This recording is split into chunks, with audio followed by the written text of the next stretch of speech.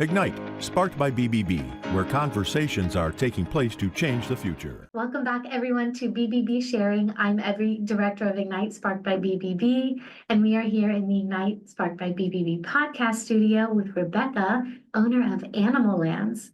Yes, you heard me. It is Animalance, as in an animal ambulance, right? That's it. So tell me, what is Animalance? Yeah, so just to give a little back history, working in vet med for, years and years, I first saw firsthand working in the ER, a critical need for folks that need transportation as far as getting their loved ones, their furry babies, back and forth to clinics or, even if they're had mobility issues, and as far as continued care, post-op care, whatever that looked like for folks. I saw the need years ago, and I think now in my life, things are just kind of aligning to where I can have this opportunity to make this vision come alive. So it's a service that will provide animal transport for individual folks, for hospital-to-hospital transfer, or home to hospital, whatever it looks like for folks, even a convenience factor too. If you have your kitty cats that need to go to the groomers or such, that you call me, and because of convenience factor, I can help you do that too, whatever it looks like for folks. That's actually really awesome because we recently had, so we have a family dog.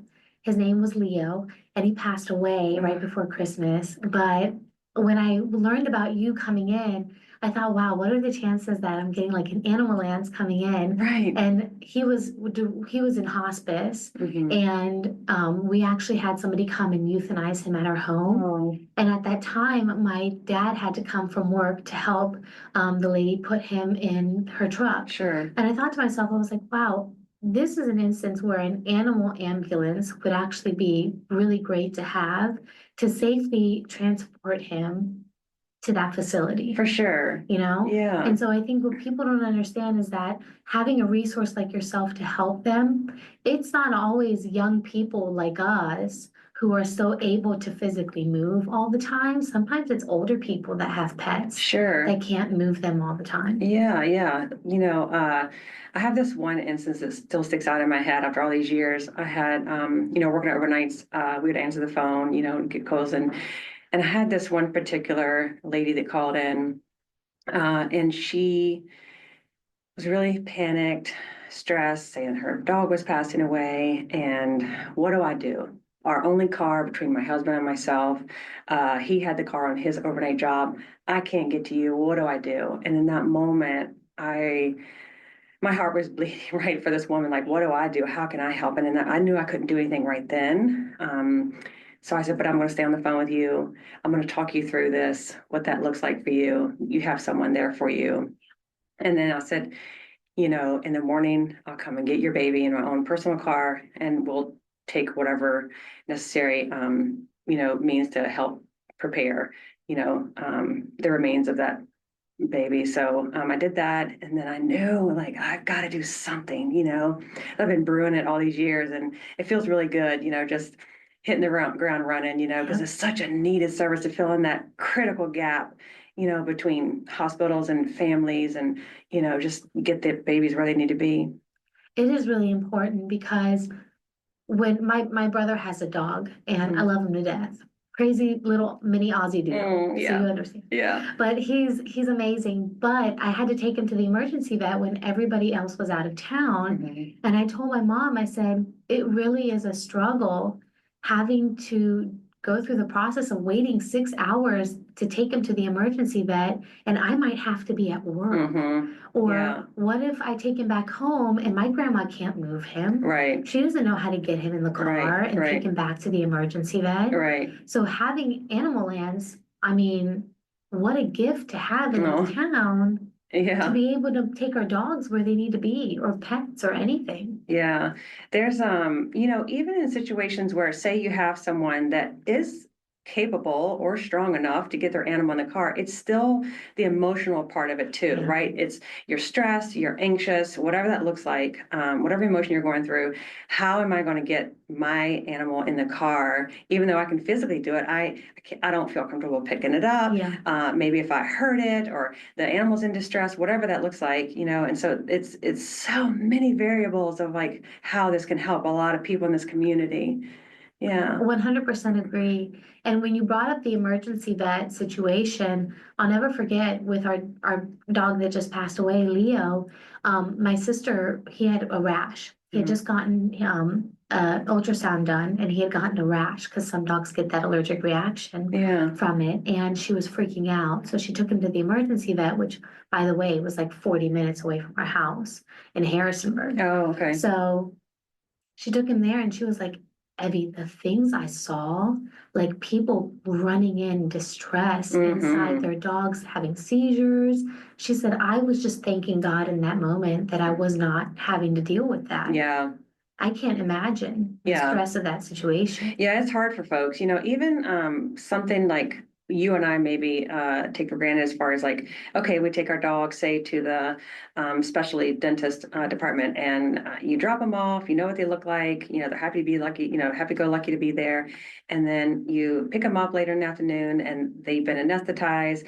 They're not, they have noodle legs from anesthesia, things like that. And you're not really prepared to see your animal like that too. And so that can create a lot of different emotions that you weren't expecting. So now I don't feel comfortable getting them home or, her in those situations. So, like I said, it's just a lot of different ways that you can look at this, to help people. I think you mentioned this doing, and this kind of solidifies it, doing like post-op transport. Yeah. What is that like for you guys? What are some tips that you kind of give owners? Like, do you give them tips when you drop them off? Like post-op stuff? Or do you tell them, hey, when you lift them in the car to take them for a walk or something like that, this is how you should lift them in the car? That's a good question. My go-to is when folks come to pick up their animals, if they are able to pick them up, if it's within a reasonable weight. I usually will tell folks to pick them up like a lamb. So one arm in front of the front legs, one arm behind the back legs. So you're not pressing on their abdomen, because they've had anesthesia. It's a big deal, and you want to make sure that you're not including anything that could be painful or their airway or anything like that. So just pick them up like a lamb. And then obviously make a bed as comfortable as possible in your vehicle. And then have someone help you get them out of the vehicle too. And don't try to do it by themselves, because dogs especially will still want to be dogs. They will jump if they are expected to jump in your vehicle and out of your vehicle, even with anesthesia, they'll still want to do that, and they could injure themselves. So just be mindful of all those types of things and make sure they sit up properly when they're at home, they're not contorted, and just to include breathing or anything like that. So Those are awesome. One of the things that I guess a lot of people might be curious about are the extent of your guys' services. So where do you guys kind of draw the line in that we don't really do this? Yeah. So the service area will be, I'm going to try to center myself in the heart of the museum district, and within a 15-mile radius. It'll be, a flat rate for there, trying to make it seamless and easy for folks and not do the whole mileage thing. And then after the 15 miles, then we'll, it'll be another flat rate outside of the city. But trying to reach as many people as I can. I had a run to Fredericksburg last night for a hospital-to-hospital transport back here in Richmond. But those would be more personalized, conversations to have at those times. But it's just as many people as I can reach, So that's awesome. Yeah. Are you a one-man band right now? I am. Okay. I compiled a list of volunteers because people were super jazzed up about this. That's awesome. Yeah, so they're, reaching out. The support has been amazing as far as wanting to volunteer. A lot of folks who want a job, but I was like, just give me a minute, I got to get things rolling myself. But yeah, so I've got volunteers. I've got some support staff as far as my family. Not staff, but my family to help too. Family is staff. I come from a business family. Oh, so, okay. You're all They're on hands staff. on deck. Yeah. All right. So yeah, the support has been really incredible. So I feel really blessed that way, and there are going to be situations where I would prefer to ride with the patient in the back if it's something that needs my attention. I'm not providing care, it's just transport only right now, but that's, a long-term goal. I mean, bedside manner is still really Yes, important very in some important. The situations. comfort, the Yeah. care, in transport Mhm. is very important. And then have, a driver at that time too. So. I love that. It's an awesome Oh, business. thanks. Yeah. So how can people I'm get in excited. contact with you? Yeah, so I actually set up an Instagram page Nice. and a Facebook business page. And this is all kind of new to me too, because I'm not a social guru, but I'm learning it. It's important too. And so I've got the word out there. I also have my email and contact number, the business contact number on the social sites. I'm working on getting a website up right now. So everything's kind of like in the process, but yeah, I just wanted to kind of get on the road and get helping people. I don't blame Yeah. you. I think that's awesome. And all your socials, are they Animalance? Is that what it's? Yes, Animalance RVA. Okay, awesome. Yeah. So everybody that is listening or watching Animalance RVA, if you need help with transport for your furry friends, Rebecca's got your back here. You got it. If you are watching on YouTube, BBB Central VA, please make sure to follow us, subscribe, and comment down below. It really helps the algorithm out.